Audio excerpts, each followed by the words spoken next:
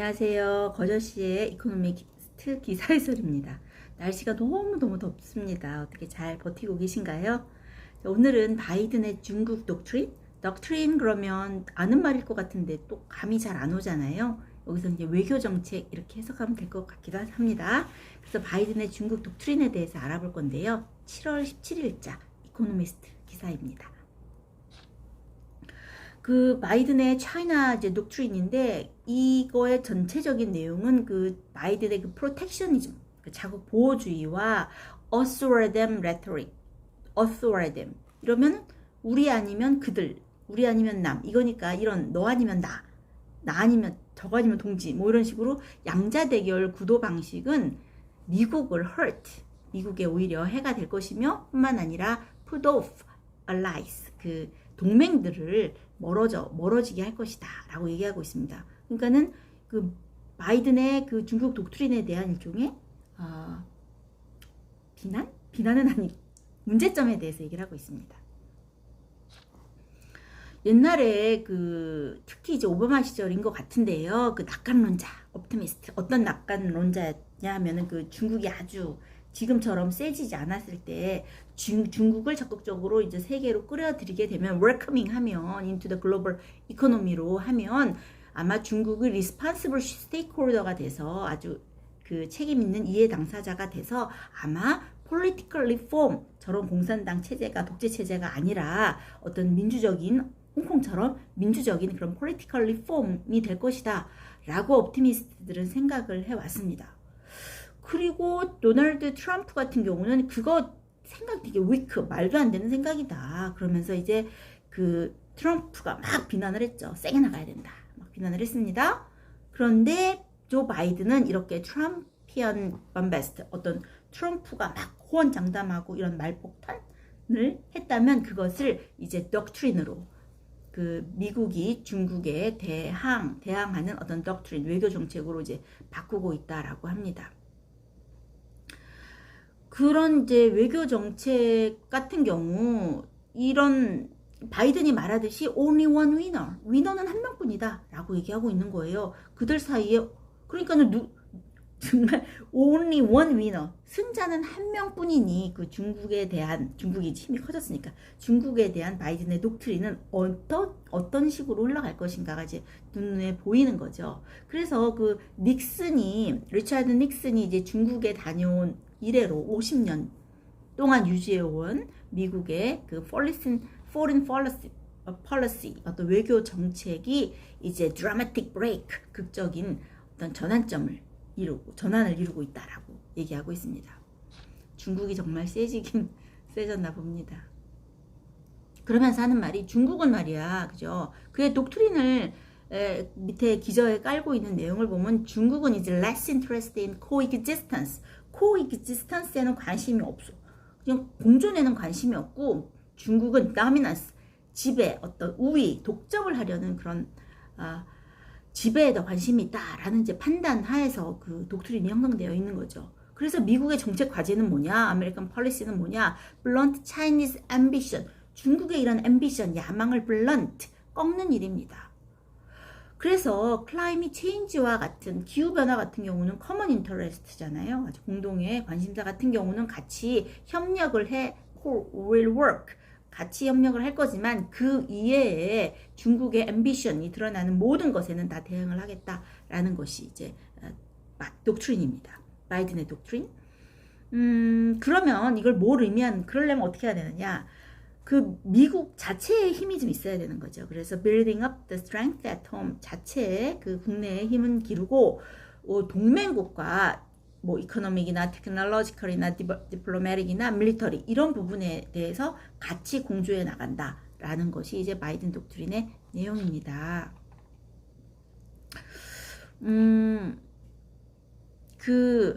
그래서 많은 면에서 보면 바이든의 그 새로운 독트린이 make sense, 일리가 있습니다. 그 옛날에 그 앙가주망이라고 관여 정치라고 하는데요. 이런 앙가주망에 대한 낙관적인 생각이 있었어요. 중국을 이렇게 하면 이렇게 될 것이다. 그런 것이 중국이 완전히 세지다 보니까 Chinese power, realities of Chinese power. 중국 힘이 현실적으로 중국 힘이 너무 막강해지니까 그런 옛날에 그 아주 낙관적인 그 안가주망에 대한 engagement, 안가주망에 대한 생각은 이제 crumbles, 다 산산이 부서지고 있는 상황입니다. 중국이 이렇게 세계 서양의 질서에 들어오기는커녕 South China East 그 어디죠? 남중국해 군대도 military 아주 군대도 주둔을 시키고요. 그다음에 홍콩 같은 경우는요 공산당의 그 규율을 완전히 해서 공산당 시스템으로 완전히 돌아가게끔 만들고 그런 규율을 부과하고 있고 아무리 막 홍콩에서 막 많은 사람들이 죽고 뭐 이래도 그 탄압은 계속되고 있지 않습니까? 그다음에 타이완 같은 경우도요 이제 위협을 하고 있죠. 그다음에 뿐만 아니라 그 국경선에서의 그 인도와의 국경선에서 스크러미시 완전히 그 잦은 충돌을 이야기하고 있습니다. 중국이 뻔뻔스럽게. 미국 편인가? 그런데 그러다 보니까 웨스턴 밸류 미국 사람도 아닌데 왜 심정적으로는 미국 편인가? 제가 생각해도 좀 이상하다라는 생각이 들긴 하는데 그렇게 이제 서양의 가치를 전복시키려고 이제 중국이 시도를 해왔습니다. 그리고 중국은 이 말 들어보셨어요? Wolf warrior diplomacy. 이걸 전랑 외교라고 합니다. 전랑 외교. 전랑 외교라는 것이요. 이게 한자는 이렇게 쓰나봐요. 그 뭐냐면 이게 전랑이란 말이 원래 울프 워리어라는 게 중국의 특수부대 요원들이 세계 평화를 지키기 위해 활약하는 영화 시리즈 제목인가 봐요. 그래서 예를 들면 요즘 무슨 뭐 중국 어떻다라고 뭐 비난의 글만 조금만 있으면 완전히 그냥 SNS며 뭐며 중국 사람들이 완전히 달겨들어서 박살을 내버리잖아요. 그래서 세계적으로 완전 비호감도 1위잖아요. 중국이 이렇게 위험한 아주 더 전투적으로 하는 그런 위험한 줄타기 외교라는 것을 이제 울프 워리어 디플로마시라고 하고 있습니다. 그러니까 이런 중국에 완전히 지 맘에 안 들면 박살을 내버리는 그런 울프 워리어 디플로마시 때문에 요즘 many countries 많은 나라가 깜놀 그죠? 알람드 깜놀 놀라고 있습니다. 그러면 이제 바이든의 그 디플로마시가 독트린이 효과가 있어야 되는데 이거를 디테일 잘 들여다보면요. Not least that it's unlikely to work. 도대체 unlikely to work. 작동을, 효력을 발휘할 것 같지가 않다라는 겁니다. 이거 어떻게 하면 좋습니까? 먼저 one problem 문제가 뭐냐면 이제 바이든이 threat 위협이라는 것을 정의를 내려야 되잖아. 어디까지가 위협인가?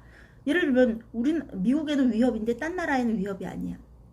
그것도 문제가 되고 도대체 어느 정도까지가 위협인가를 이제 정의를 내려야 되는데 그게 쉽지가 않다라는 거예요. 그리고 위협이 뭐다라고 하면 한데 똘똘 뭉쳐가지고서 이제 대항을 해야 되는데 그러다 보니 그 워싱턴의 정치가 중국의 공산당처럼 딱 합일화되어 있지 않잖아요. 뭐 공화당원이 미국 민주당원의 말을 잘 들을 것 같지도 않고 그러다 보니 우리 이거 스피릿 오브 펄 하버 진주만 공격할 때 그 미국의 그 마인드 그 진주만 그 정신이 좀 필요하다. 내셔널 퍼포스를 이루기 위해서는 깨우치기 위해서는 진주만 정신이 필요하다라고 생각을 하고 있지만 그러기가 어디 쉽습니까? 그렇게 하기에는 미스캘큘레이션 오판이다. 그렇게 쉽지 않다라고 얘기하고 있습니다. 왜냐하면은 그 리퍼블리칸 같은 경우 공화당원 같은 경우는요 그 중국에 이렇게 좀 부드럽게 소프트하다라고 생각되는 소프트온 차이나라고 생각하는 것에 대해서는 완전히 달겨듭니다. 말이 안 된다라고는 하고 있지만 그렇다고 Republicans are unlikely to start backing the Mr. Biden's domestic agenda. 그렇다고 그 리퍼블리칸들이 그 도메스틱 아젠다에 그 국내 상황에 이거 중국과의 뭐다라고 중국 딱지만 붙인다고 다 그 바이든의 외교 정책을 다 백킹할 것이냐 그럴 것 같지 않다라는 거죠. 그리고 또 하나의 문제는 또 바이든이 이렇게 너무 아주 그 공격적인 어조를 사용을 하면 이거 중국과 이렇게 경제적으로 연결되어 있는 그런 인도나 인도네시아 같은 그런 emerging powers, 신흥 그런 파워, 강국에는 이런 어떤 그 조 바이든의 그 독트린에 어떤 활력을 불어넣기가 힘들다라는 거죠. 왜냐하면 이것이 만약에 제로섬 컨테스트가 된다면 하나 죽고 하나는 살고, 그죠? 이렇게 제로섬 컨테스트가 된다면 뭐와 뭐 사이에? 데모크라시와 어토크라시 사이에, 민주주의와 독재주의 사이에 제로섬 컨테스트가 된다면 그러면 이게 공존이 아니라, 그렇다면 그 중국과 관련되어 있는 그런 국가들은 아이고 어디에 붙기가 미국의 알라이로 있기가 쉽지가 않습니다. 그래서 아마 그 바이든이 이거 오버에스티메이팅 하는 거 아니냐, 아메리카스 인플루언스, 미국의 영향력을 너무 과대평가하고 있는 게 아닌가? 그리고 underestimating, 이거 과소평가하고 있는 거 아닌가? How much potential allies have to lose their turning their back on China? 그 동맹국들이 중국에 등을 돌렸을 때 그 나라가 입게 될 어떤 손실에 대해서 너무 바이든이 underestimate, 과소평가하고 있는 거 아닌가? 미국의 영향력 아직도 되게 세다라고 지금 착각하고 있는 거 아닌가? 라고 얘기하고 있습니다. 실질적으로 중국 같은 경우는요, 벌써 dominant force가 됐습니다. 아주 지배 세력이 될 거래요. Whatever America does. 미국이 뭘 하든지 간에 그 경제적인 어떤 규모로 봤을 때에는 차이나가 dominant force가 된다는 것은 어떤 대세인 것 같습니다. 실질적으로 미국하고 교역하는 그런 나라들보다 중국하고 교류하는 나라가 twice, 2배 남았대요. 그리고 이미 중국의 그 이코노미 같은 경우는요, largest trading goods partner, 아주 상당한 이제 무역 상대국들이 되게 많이 있는 거죠. 유럽 같은 경우에 그 유럽의 엑스포트 파워하우스, 그 유럽의 수출 강국, 그럼 어느 나라입니까? 저머니, 미국, 독일입니다. 독일도 이렇게 생각하는 거예요. 지난번에 그 G7 그 정상회담에서도 과연 독일이 그 바이든이 막 하는 거에 잘 따라갈까? 라고 이제 많은 그렇지 않을 것이다 라고 생각을, 그런 기사들도 많이 있었잖아요. 그 저머니 같은 경우는요, political links buckle, 그러니까 political link가 좀 버클이 나더라도 서스테인 하고 싶은 거예요. 커머셜 링크는, 그 상업적인 교류는 좀 계속 링크를 유지하고 싶어 하는 그런 상황입니다. 독일 같은 경우도. 그리고 많은 나라가 슈퍼파워 사이에, 중국과 미국 사이에 선택을 해라 라고 하면은 문제는 픽 차이나, 중국을 선택할 거라는 거죠. 자, 미국이 그렇습니다. 그러니까 바이든은 너네 선택해라 라고 강요를 하면, 그래 나 중국 선택할래 이러면 안 되잖아요. 그러니까 어떻게 해야 되느냐, 설득을 해야 된다. win them around, 그죠? 그 주변에서 자꾸 설득을 해야 된다 라고 얘기하고 있습니다. 그리고 설득하기 위한 가장 효율적인 방법은 일단은 미국 자체에 미국 at home에서 thrive, 번영을 이루어야 되고요. 그 다음에 오픈 월드 이코노미, 아주 그 개방적인 세계 경제의 리더다. 개방적인, 우리나라만을 위한 게 아니라, 미국만을 위한 게 아니라, 이런 오픈 월드 이코노미의 리더, 석세스풀한 리더임을 증명을 해내야 된다라는 거죠. 그렇지 않고는 어떻게 따라갑니까? 근데 바이든의 또 세부 이제 스킴을 보면요, 트러블링 또 문제가 있습니다.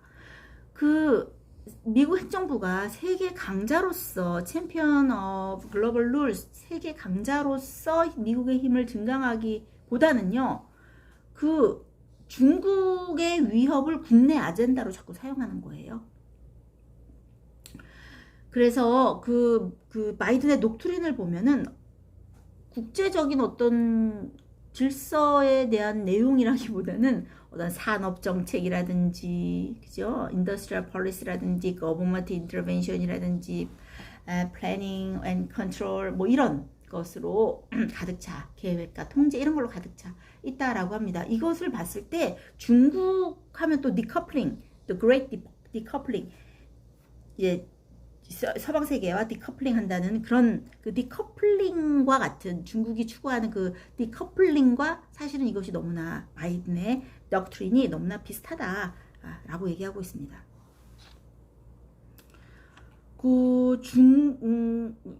미국 같은 경우는요, 미국의 지난달에 4개의 핵심 산업 공급망을 발표를 했습니다. 그 보고서에 보면 4개의 크루셜 서플라이 체인에 뭐가 있냐면요, 세미컨덕터, 반도체 있습니다. 배터리 전기차, 그죠? 배터리 있습니다. rare earth, 뭐라 그럴까요? rare earth, 그죠? 이거 희토류, 희귀한 희토류. 그 다음에 pharmaceutical ingredient, 의약품, 이렇게 4가지를 아주 크루셜한 서플라이 체인으로 이제 생각을 하고 있는데, 이 보고서에 보면은 어떤 국가 안보만의 경우를 담지 않고 뭐 노조, 사회 정의, 아니 모든 사항을 다 포함하고 있다라는 겁니다. 그러니까 이게 국내 아젠다로 사용을 하고 있는 거죠.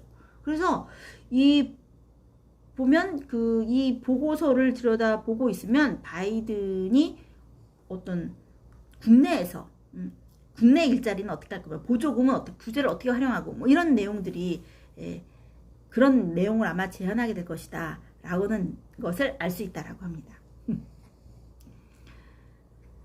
자, 그 다음에 또 불가피하게도 바이든의 그 플랜에는요, 트레이드오프가 있어요. 트레이드오프라는 것도 어떤 흥정이라는 건데, 흥정이라는 건 하나를 내주면 하나를 갖기 위해서 하나를 내주는 거잖아요. 다 가질 수는 없는 거예요. 그래서 중국을 지금 막 때리고 있습니다. 중국을 가장 때리는 것 중에 하나가 human right, 인권. 니네 나라는 도대체 인권이 이렇게 후졌냐. 특히 그 신장에서의 그 위구르인들에 대한 인권 탄압에 대해서 이제 얘기를 하고 있는 거죠. 중국은 왜 남의 나라의 인권에 니네가 신경 쓰냐라고 이거 얘기하고 있는 거고, 미국은 야, 이 세계적인 그 가치가 그게 아닌 거지? 라고 얘기하고 있는 거죠. 그러니까 미국도 속이 좀 탈 것 같기도 합니다. 그런데 이제 인권, 니네 인권이 왜 그따위야? 라고 휴먼 라이트에 대해서, 어뷰즈에 대해서 막 공격을 하고 있는데, 이 신장이라는 곳이 어떤 곳이냐면 그 실리콘의 45%를 생산해내는 곳이에요. 이 실리콘은 어디에 들어가느냐? 물론 반도체 뿐만 아니라 지금 기후 클라이밋 체인지 때문에 그 에너지를 리뉴어블 에너지, 재생 가능한 에너지로 지금 바꾸고 있는 상황이잖아요. 근데 거기에 그 제너레이팅 솔라 파워에 들어가는 실리콘의 45%를 신장이라는 곳에서 생산하고 있으니, 이거 하나를 인권을 때리자니, 이거 이제 좀 골치가 아픕니다. 그죠? 그리고 이제 더 근본적인 펀더멘탈 프로블럼이 뭐냐 하면은 그 독트린,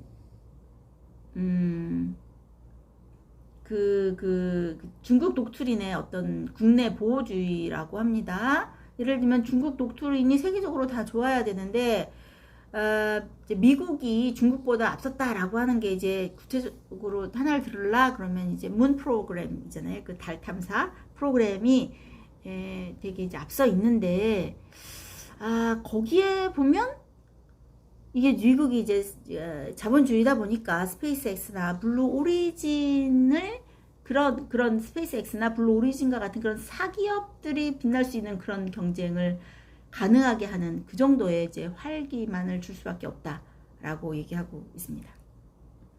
공산주의가 아니니까요. 그리고 이제 세 번째 문제는 바이든의 독트린을 보면 미국의 얼라이들이요, 그 동맹 국가들이 more wary, 그 미국을 좀 더 wary, 경계의 눈으로 보게끔 만든다는 거예요. 왜냐하면 그걸 보고 있으면 그래서 what is in it for them? 그래, 우리나라를 위한 건 뭔데? 그래, 니네 그거 한 거 니네 나라 위한 거 아니냐? 혹시 일자리면 뭐면 다 너네 나라 위한 거 아니냐? 그게 도대체 what is in it for them? 그 allies, 그 동맹국들을 위한 것은 뭐가 있는 거야? 라고 이렇게 경계의 눈으로 보게 한다는 겁니다. 거의 다 했습니다. 그래서 이제 그래서 이렇게 세계 질서를 이제 중국식으로 막 세계 질서를 개편하는 것을 미국이 막으려면 어떻게 해야 되느냐. 그동안 항상 세계를 신봉해왔던 그런 세계화, 신봉해왔던 그런 글로벌리제이션을 이제 잘 지켜내야 된다라고 합니다. 그것이 어떤 거냐? 어떤 트레이드, 무역을 교역을 하는데요. 그 교역을 어떻게 되게 이제 free flow of idea and openness, 어떤 개방성이라든지 사고의 자유로운 흐름을 통해서 이노베이션을 해야 되고, 그리고 multilateral, 다자주의 방식의 교육을 해야 된다라고 얘기하고 있습니다. 어려운, 드디어 마지막입니다. 그리고 이제 미국이 그 아시아의 어떤 그 이렇게 어떤 힘을 좀 갖고 싶어 하잖아요. 그래서 중국이 아시아에 끼치는 영향에 이제 그런 중국의 영향력에 맞서기를 원한다면 여기 원래 있어야 되는데 Pan Asian Trade Deal, 그 아시안 무역 협정에 합류를 해야 되는데 그것을 2016년에 탈퇴를 했답니다. Walked away. 그런데 다시 합류할 것 같지는 않으니 그럼 어떻게 해야 되느냐? 미국의 입장은 이게 이제 주장인데요. 푼머니, 돈과 클라우드, 영향력을 쏟아 부어야 된다라고 합니다. 어디에다 돈과 영향력을, 세계를 내 편으로 만들기 위해서는 어떻게 해야 하냐 하면은 그 reinforced Western order, 어떤 서양의 어떤 질서를 강화하기 위해서는 앞으로 있을 물론 그 팬데믹이 또 올 거 아니에요, 그죠? Future pandemics를 대비해서 백신 프로그램 내 돈을 쏟아 부어야 하고요. 그래서 세계에 이제 내가 도와줄게 이렇게 되는 거죠.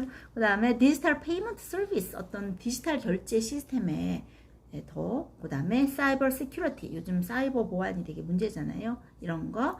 인프라스트럭처 스킴, 이제 인프라스트럭처 스킴이라는 것은 인프라인데 지금 중국이 막 1대1로, 그죠?